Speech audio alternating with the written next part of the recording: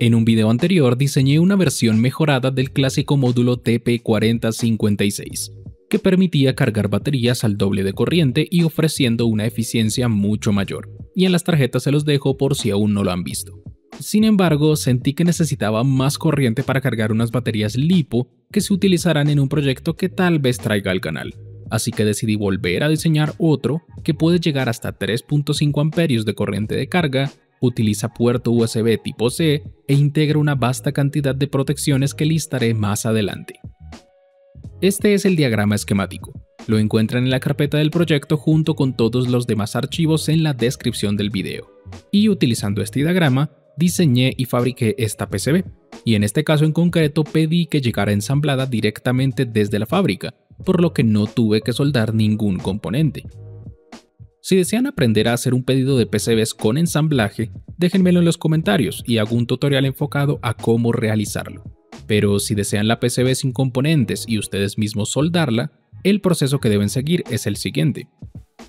Entran al enlace que se encuentra en la descripción del video, que los llevará a la página de JLC PCB, y si se registran desde ese enlace obtendrán cupones de descuento. Pero bueno, una vez registrados, deberán dar clic en Instant Quote para iniciar el entorno de pedido.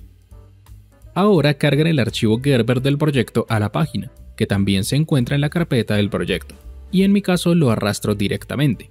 De esta forma, la página analizará el archivo para conocer los aspectos principales de la placa, como el número de capas y las dimensiones. Lo más importante es seleccionar la cantidad de placas deseadas. Yo seleccionaré 5. El grosor de las placas, yo seleccionaré 1.6 milímetros, que es el estándar, y el color de las placas, yo seleccionaré negro.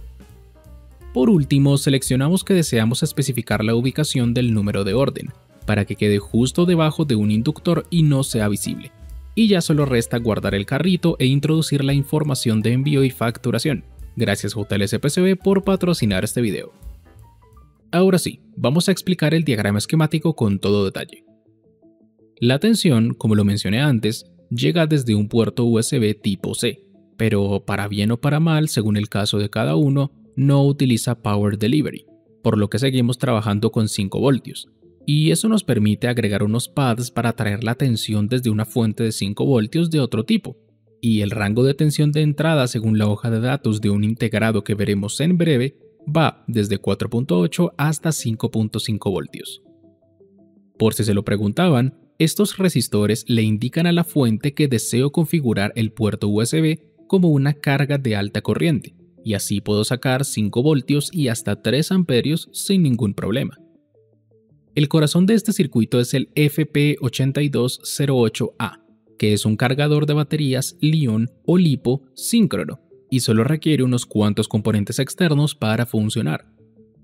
Primero tenemos unos capacitores de desacoplo de fuente muy cerca del integrado, luego un resistor que habilita el proceso de carga para que inicie justo al conectar el cable USB, y 2 LED que se encienden por separado cuando la batería se está cargando y cuando terminó de cargarse, pero también se apagan cuando no detecta una batería o se activó alguna protección de las que veremos más adelante.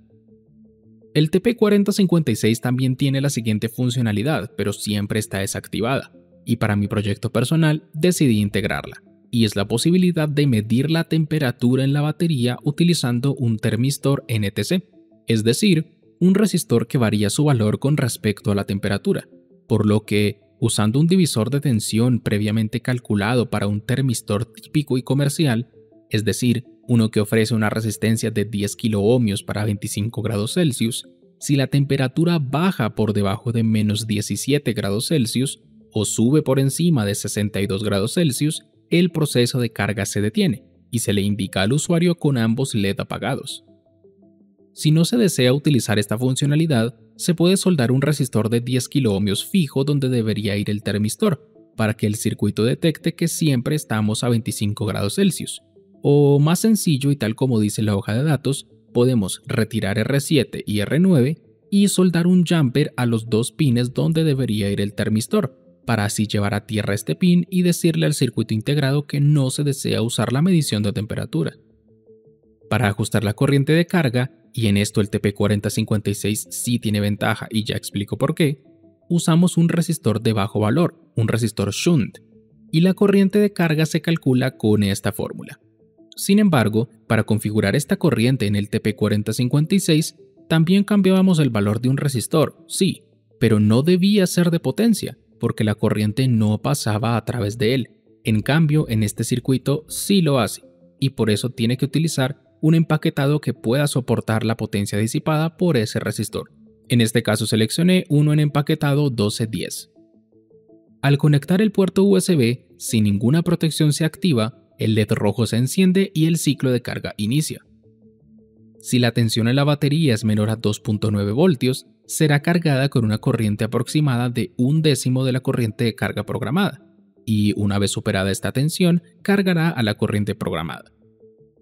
Cuando la tensión en la batería sea superior a 4.15 voltios y la corriente de carga esté por debajo de 1/10 de la corriente de carga programada, el ciclo de carga termina, disminuyendo el consumo de corriente del integrado hasta 300 microamperios, apagando el LED rojo, encendiendo el verde y dejando de entregar corriente a la batería. Si el cable USB sigue conectado y la batería empezó a utilizarse tal que la tensión empieza a bajar y cae por debajo de 4 voltios, la batería empieza a cargarse nuevamente, efectuando una carga automática solo cuando es necesario hacerla. También existe una protección a cortocircuito, pero no hablaré de ella porque otro integrado se encarga de eso. Más bien hablemos de otra protección térmica. Si la temperatura en la juntura del circuito integrado supera los 125 grados Celsius, la corriente de carga se reduce a 1/3 de la corriente de carga programada. Y si aún después de eso la temperatura sigue subiendo y supera los 150 grados Celsius, el ciclo de carga se frena hasta que la temperatura baje al menos 50 grados Celsius. Al igual que ocurría en el TP4056, tenemos un circuito integrado adicional para protecciones varias. En mi caso utilicé el XB8608AFJ, que permite proteger la batería contra alta y baja tensión, alta corriente y cortocircuito. Por si se lo preguntaban, podría haber usado el típico DW01A junto al FS8205A que se usan en el TP4056, pero estos dos en conjunto forman un umbral de alta corriente de aproximadamente 4 amperios. Y para un circuito que necesita de una batería que deba ser cargada con 2 amperios, 3 amperios y corrientes por el estilo, muy probablemente puede llegar a consumir de manera nominal más de 4 amperios, que terminaría activando esta protección a cada rato. En cambio, este nuevo circuito integrado tiene un umbral de 9 amperios, que es más adecuado para la aplicación, aunque su umbral de baja tensión, al igual que el del DW01A, es muy bajo para mi gusto, ya que es de 2.4 voltios. Es decir, cuando la batería obtenga una tensión menor a 2.4 voltios, recién se va a desconectar la batería de la salida del módulo. Pero bueno, no todo es perfecto y en el futuro buscaré uno mejor en ese aspecto. Por último, tanto los pads de salida que se usan para alimentar el circuito como los que se usan para conectar la batería se notan de forma muy similar a cómo se hace en un TP4056. Y con esto termino el diagrama esquemático. Ahora regresemos a la PCB, donde podemos ver el puerto USB tipo C, los pads de entrada en dado caso de no usar el puerto USB, los dos LED que indicarán diferentes estados del proceso de carga, componentes varios a lo largo de toda la PCB y los pads del positivo de la batería y el positivo de salida de tensión, aunque en la capa inferior podemos apreciar la serigrafía de todos los pads, ya que en la capa superior no entraban el negativo de la batería y el negativo de la salida de tensión. Como recordarán, las PCBs están ensambladas, pero dos componentes no lo están, que son el termistor y el resistor shunt. Y lo hice de esta forma para yo mismo poder soldar ambos resistores y elegir si deseo usar o no la medición de temperatura y la corriente de carga. Voy a hacer unas cuantas mediciones que permitirán evaluar el desempeño del módulo. Y, para empezar, utilizaré un pack de 2 baterías Li-ion 18650 que reciclé de la batería de una laptop hace algunos meses, pero que funcionan muy bien. Para la primera prueba utilizaré este módulo, que tiene un resistor de 47 miliohmios, es decir, la corriente de carga está programada a 1.06 amperios, y la medición de temperatura está desactivada, ya que tiene soldado un resistor de 10 kiloohmios fijo donde debería ir el termistor. Con este módulo, comprobaré que para una batería con tensión menor a 2.9 voltios, la corriente de carga baja a un 10% de la corriente de carga programada, es decir, 106 mA. Y una vez la tensión supere los 2.9 voltios, empezará a cargarse a 1.06 amperios. Y para ello utilizaré el multímetro midiendo tensión en la batería y la pinza amperimétrica para medir la corriente en la batería. Y aunque no es muy precisa, me servirá para observar si la corriente baja cuando debe y sube cuando debe.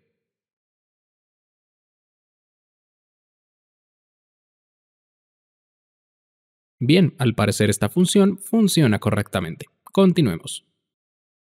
Para la segunda prueba, utilizaré el multímetro en escala de amperios para cortocircuitar directamente la salida del módulo y ver si alcanza a marcar alguna corriente, o si en el peor de los casos, la marca y se mantiene, lo que indicaría que la protección a cortocircuito no sirve de nada.